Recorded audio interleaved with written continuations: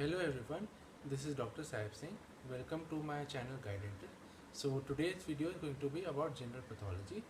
Whatever topics I'll be mentioning and explaining in my video are also mentioned in my blog by the name of Guided, the link for which is provided in the description. Starting with the major unit of cell. In cell, we need to know about cell injury, in which we need to know about definition and the difference between reversible and irreversible injury. Then we need to know atrophy, hypertrophy and hyperplasia, in which we need to know the definition and only names of the causes. Then we need to know causes of cell injury, in which oxygen deficiency is the most common and study in detail. Then the free radical mechanism of cell injury, that you need to study in brief. Make a diagrammatic flowchart if possible. Necrosis and apoptosis have to be studied in detail, and even the difference between the two is very important. There must be a chart in all the pathology books, so that you have to study all the differences with diagrams in detail. It is asked as an essay or long question.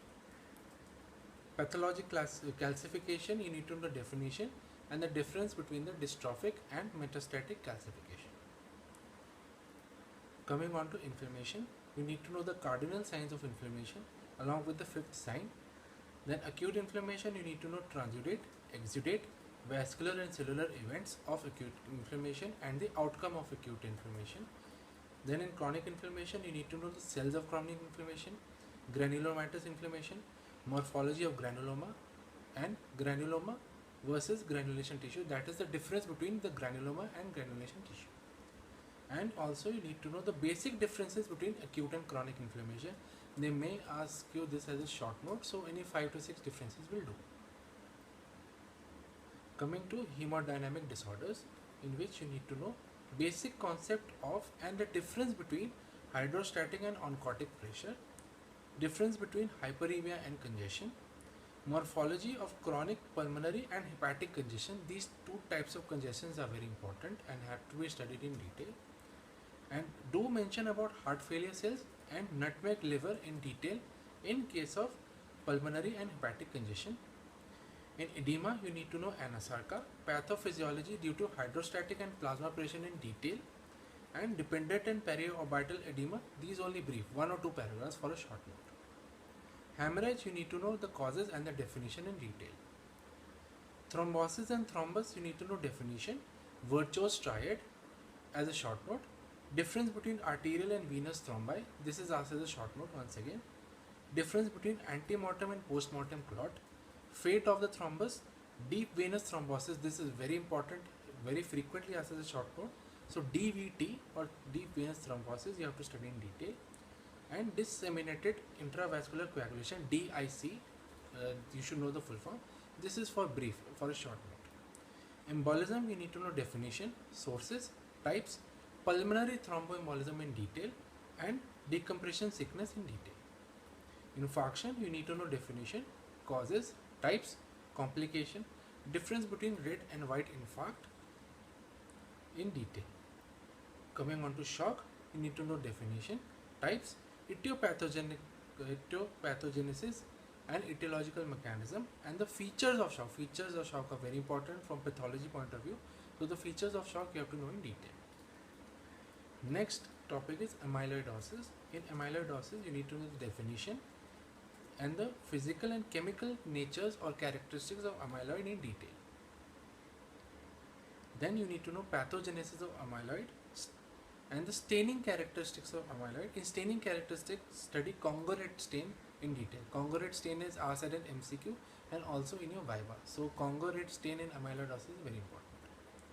Then you need to know the difference between primary and secondary amyloidosis. And morphology of amyloidosis, you need to know 3, the kidney, spleen and liver.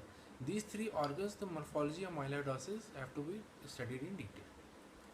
In neoplasia, only 2 things, definition of neoplasia and the difference between benign and malignant neoplasia. This is asked as a long question, so do in detail along with diagrams if possible. Coming to the last topic, that is hematologic disorders.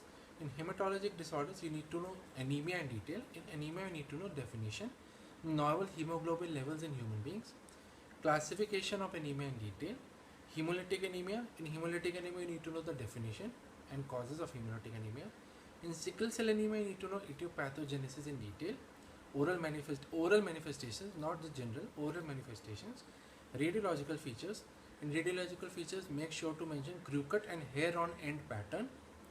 Complications, only 1 to 2 names will do. Thalassemia, you need to know synonyms, etiopathogenesis, and consequent pathological types according to the etiopathogenical types in detail. The smear findings, target cells, safety pin cells, hemosiderosis in detail. Then the oral manifestations, make sure to mention rodent facies. That's an important oral manifestation of thalassemia. Mention other features also, but rodent facies, make sure to mention. Then in the radiological features, make sure to mention the crew cut appearance, rib within a rib appearance, and salt pepper effect. Coming on to glucose 6-phosphate dehydrogenase deficiency, mention the etiopathogenesis and mention about Heinz bodies and bite cells.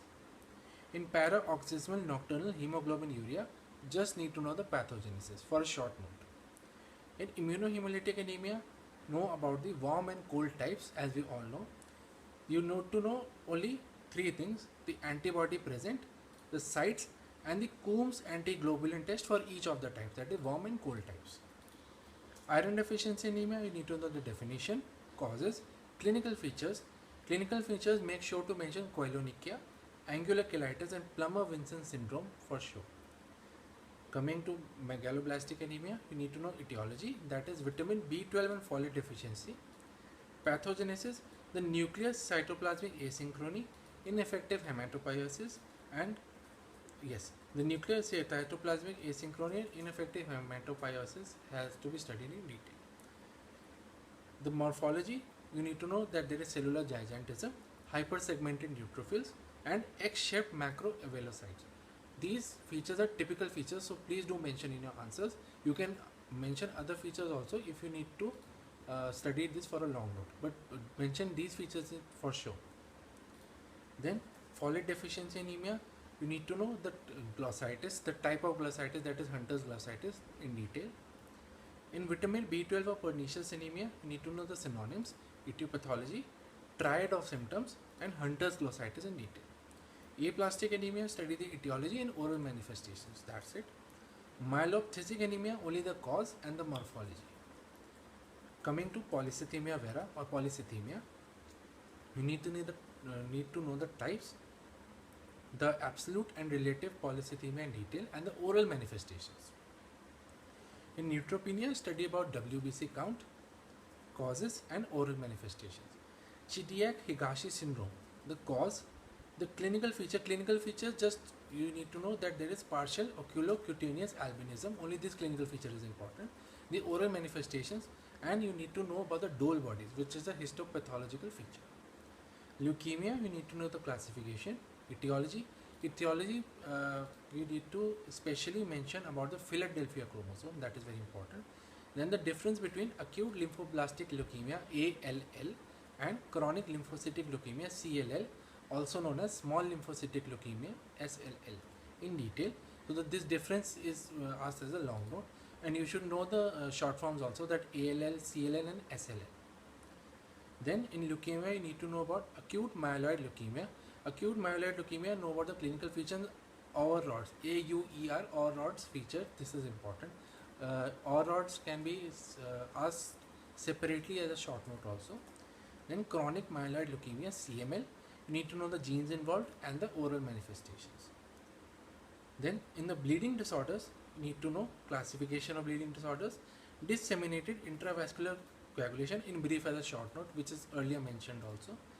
Then in hemophilia, you need to know the synonyms, the types of hemophilia, along with the deficiency of which factor, that is like hemophilia 1 is caused due to deficiency of factor 8, then hemophilia 2 is due to factor 9, like that. Then the lab finding, there is only one peculiar lab finding in hemophilia, that is prolonged PTT or prothrombin time. Thank you so much for watching the video. If you have found this video to be useful, please like, share and subscribe to my channel Guide Dental for further updates.